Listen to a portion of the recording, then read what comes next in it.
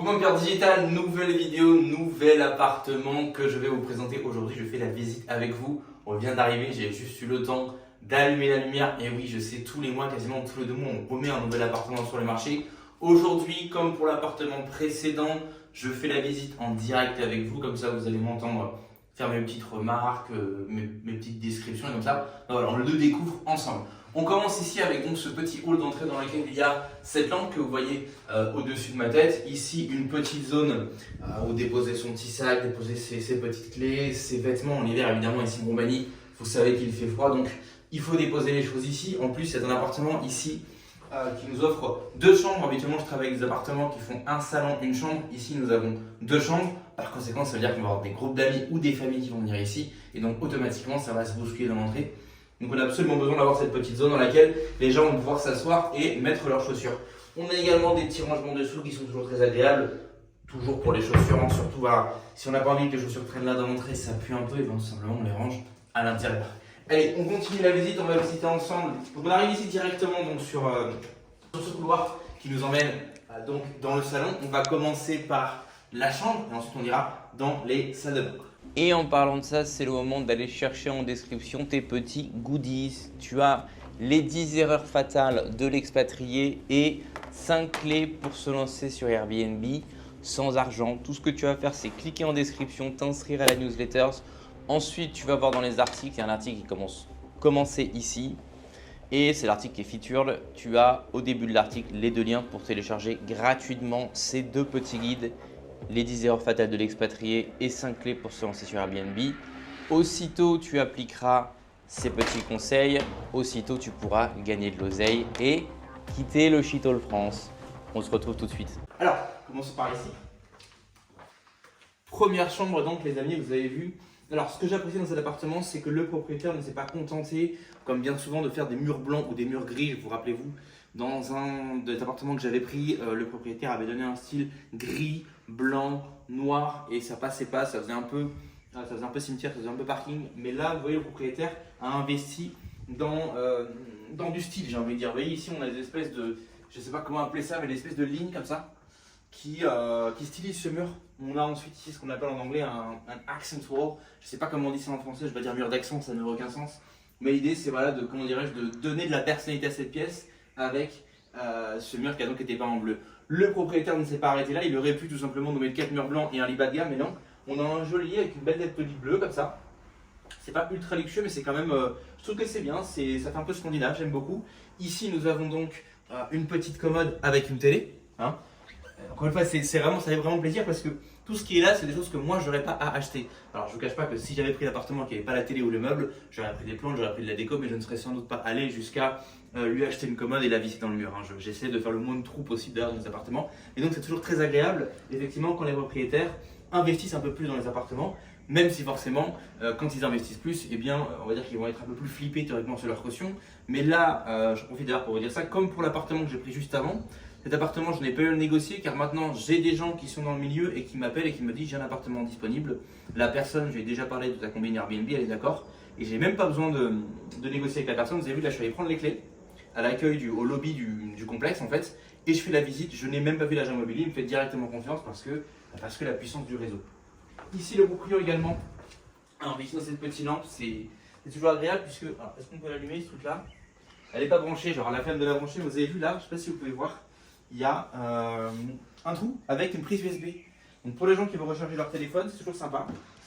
Et on a en plus de ça des prises évidemment par terre pour recharger les téléphones. Très souvent dans mes appartements, comme il n'y a qu'une seule prise de chaque côté du lit, je branche une petite lampe de chevet de chaque côté. Et très souvent, quand les locataires s'en vont, on se rend compte qu'elles ont été débranchées parce qu'elles branchent leur téléphone. Donc là, ils vont pouvoir bénéficier de leur lampe et aussi de leur téléphone.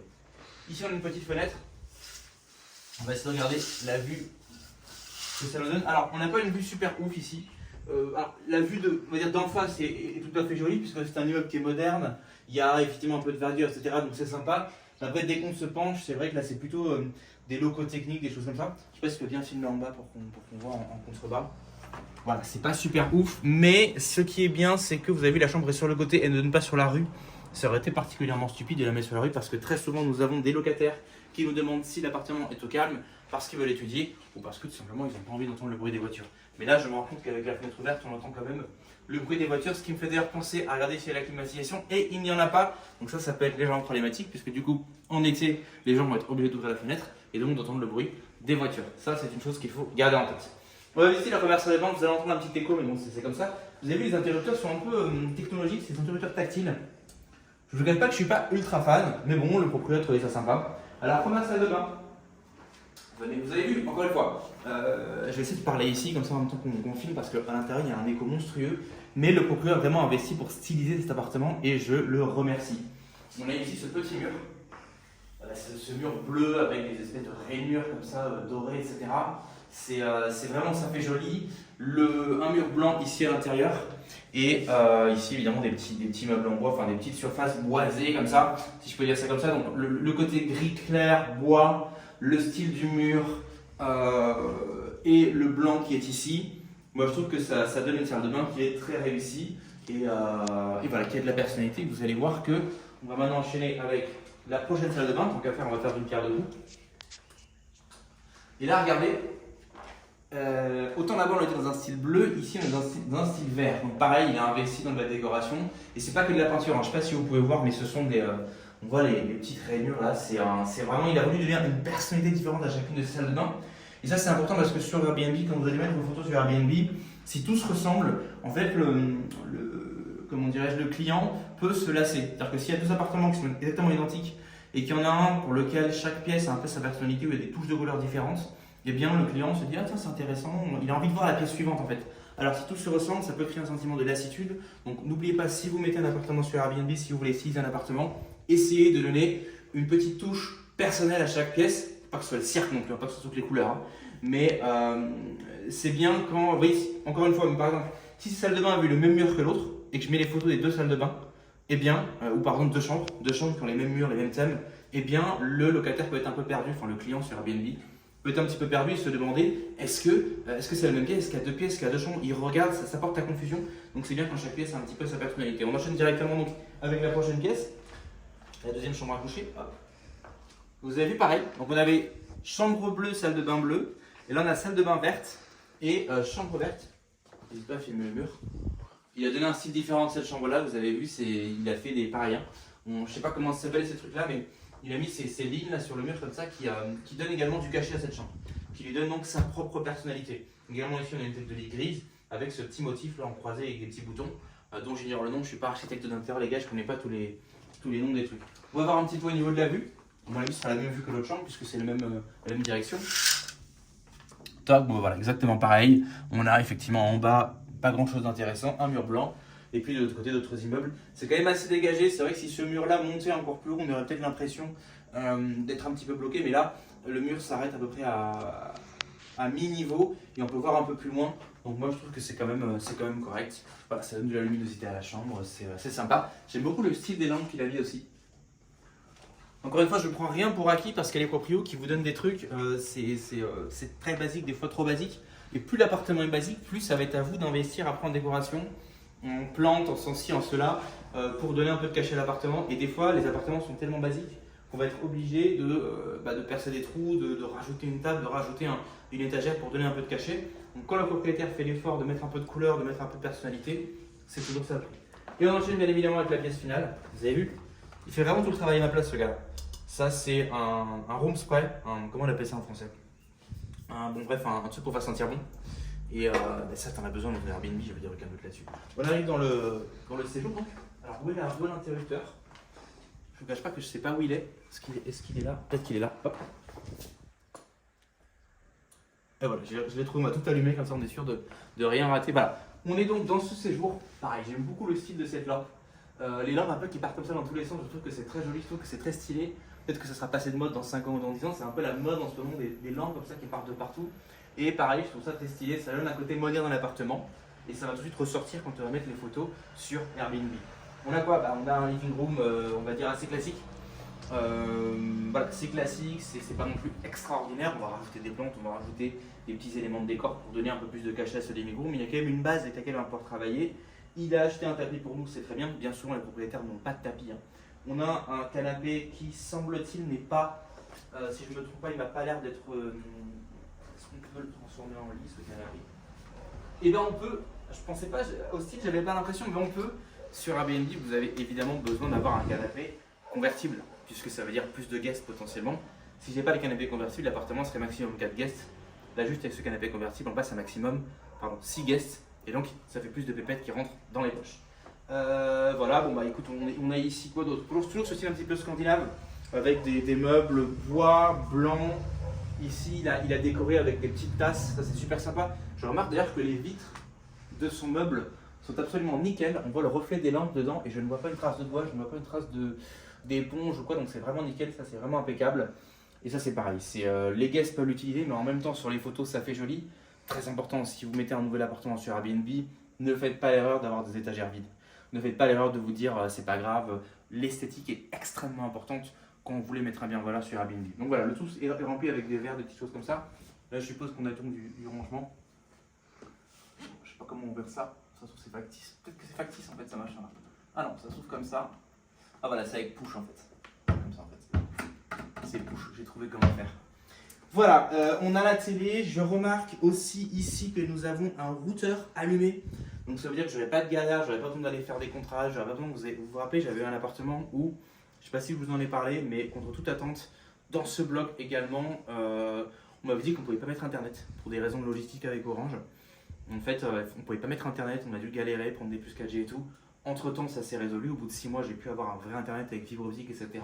Mais vous voyez, c'est un truc que j'aurais jamais imaginé que dans un bloc neuf à Cluj, on ait des appartements où on ne puisse pas mettre internet. Et pourtant, c'était le cas. Donc ici, on a déjà internet, on a une belle télé bien large, etc. C'est encore un truc que j'aurais pas acheté moi-même. Ça fait toujours plaisir. C'est un petit peu neutre quand même. Je trouve que le living room manque quand même un petit peu de déco. On va rajouter des plantes ici. On fait des plantes, des petits éléments de décoration qu'on va poser sur les commodes, qu'on va poser sur les tables. On va dresser la. Pardon, on va. Comment on dit dresser? Oui, dresser la table en français, avec des belles assiettes, des beaux couverts, etc. Donc ici, on a une petite table à manger, tout simplement, dont les gens vont pouvoir profiter. On a. J'aime bien aussi les rideaux. Les rideaux qui sont couleur taupe comme ça, je trouve que ça passe bien avec ce style un petit peu scandinave qu'il a voulu donner. On a ce bleu foncé, ces couleurs taupe, ces couleurs blanches. C'est assez cosy, c'est assez agréable. Et du coup, encore une fois, c'est une base, il y a toujours un petit peu à upgrader, hein, mais c'est une base avec laquelle on va pouvoir travailler correctement. Passons maintenant à la cuisine. Est-ce qu'il y a des petites lumières allumées à ce niveau-là? J'ai pas l'impression. Peut-être ici. Ouais, là il y a des lumières, mais je sais pas comment utiliser. Peut-être comme ça. Ah voilà. Évidemment, il faut tirer sur le truc. Donc, on a une cuisine à gaz. Vous avez vu, il a déjà une machine à Nespresso. Moi, j'achète des machines comme ça pour mes appartements. Ça coûte un petit peu cher. Généralement, je les prends jaunes parce que ça pète sur les photos. Bon, lui, il en a déjà une noire. Comme ça, c'est génial parce que comme ça, je n'ai pas besoin de changer de capsule, je n'ai pas besoin de me prendre la tête. Je prends les mêmes capsules que pour toutes mes autres machines. Et la bonne a juste à venir et à leur donner leur capsule ici pour leur séjour. On a ici, évidemment, un four, un micro-ondes. Tout est moderne, tout est intégré, tout est joli. Le frigidaire, juste là, il est vraiment nickel, il est vraiment très propre l'appartement. Je ne crois pas qu'il soit tout neuf, je crois qu'il y a déjà eu des locataires avant, mais il est comme neuf, j'ai l'impression qu'il est vraiment nickel, et ça c'est très agréable. Donc voilà, petit frigidaire intégré, ça fait toujours plaisir, encore une fois les amis. Plus c'est moderne, plus c'est joli, plus vous pouvez augmenter les prix. Parce que par exemple, imaginons qu'ici le frigidaire ne soit pas intégré, donc qu'il soit exposé. C'est moins joli. Si votre compétiteur il est intégré et que vous ne l'avez pas, peut-être que le client va aller chez le compétiteur parce que ce sera plus joli. Par contre, ce que je reproche à cet appartement, c'est que les salles de bain étant un petit peu trop petites, il n'a pas réussi à y caser la machine à laver. Donc la machine à laver se trouve ici. Ah bah non, c'est la poubelle. Alors, peut-être là. Voilà, elle se trouve là. Vous voyez, et bon, tu me diras, c'est quand même bien caché par un meuble, c'est pas non plus la fin du monde. Il y a en revanche ce lave-vaisselle qui est posé là. Et bon, ça, je trouve que c'est un petit peu inesthétique. On aurait aimé, on aurait apprécié qu'il soit intégré avec le reste de la cuisine, comme c'est le cas pour mes autres appartements. Mais enfin, ça reste un bel appartement avec donc 3 pièces. Je crois qu'on est à 90 mètres carrés ou 70 mètres carrés ici, je sais plus. En plein centre-ville, dans un bloc où je sais que ça rapporte de l'argent. Donc pour moi, ça fait déjà beaucoup d'étapes qui sont déjà effectuées, beaucoup de cases qui sont cochées. Je sais que c'est un quartier qui fonctionne, le bloc est neuf. Donc théoriquement, bloc neuf, théoriquement pas de problème. Voilà, l'appartement est quand même relativement joli, il n'y a pas de rénovation à faire, j'ai pas à refaire la peinture. Dans le premier appartement que j'avais pris pour mettre sur Airbnb, j'avais eu plein de trucs à faire. Il était beaucoup moins cher bien sûr, mais j'avais plein de trucs à faire. J'avais un meuble de salle de bain sur lequel il y avait du moisi, j'ai dû poncer, j'ai dû vraiment prendre la tête. Alors quand vous prenez comme ça des appartements neufs, c'est beaucoup plus rapide à mettre en place. N'oubliez pas qu'à partir du moment où vous signez le contrat, eh bien, chaque jour, vous perdez de l'argent puisque plus rapidement vous pouvez le mettre sur Airbnb, plus rapidement vous allez gagner de l'argent. Donc, passons à l'étape finale. On va regarder un petit peu donc, ce balcon. Voilà, cette vue, vous la connaissez, ça fait déjà 3 fois que je vous la montre, c'est la même vue depuis les chambres. Voilà, on a vu sur ce côté-là, le balcon forcément un petit peu bruyant parce que là on est devant une rue où quand même, je ne vous cache pas, les voitures sont assez passantes, vous le voyez. Donc là, l'autre côté du balcon qui va donner vers le salon. Alors là, ça m'est pensé que, vous avez vu, le soleil se couche là-bas. Et il y a beaucoup de luminosité qui vient de là, ça peut gêner lorsqu'on regarde la télé. J'ai vu que les rideaux qu'ils ont mis, ce sont des rideaux assez occultants. Donc ça, c'est aussi encore un autre point positif. Voilà, ici honnêtement, il n'y a pas grand chose à dire. Il y a une vue, il y a un balcon, mais c'est quand même un peu bruyant, un peu passant. Pour moi, c'est pas non plus ce qu'il y a de plus ouf, même si c'est toujours mieux d'avoir un balcon bien sûr. On a un magasin juste en bas, les personnes, si elles veulent aller chercher un petit truc, des chips, quoi que ce soit, quoi qu'ils aient besoin, ils peuvent juste descendre, prendre ce qu'ils ont à prendre et remonter. Ça, c'est un énorme point positif. C'est pour ça que j'aime bien ce complexe-là également. Mais oui, mais c'est vrai qu'en termes de balcon, vous avez vu dans une de mes vidéos précédentes, je vous ai présenté mon penthouse et là on a vraiment un balcon de folie. Celui-ci, je dirais que c'est un balcon basique. On est content qu'il soit là, mais il n'est pas non plus oufissime. Voilà, que dire d'autre? Hop, je vais prendre le téléphone, merci.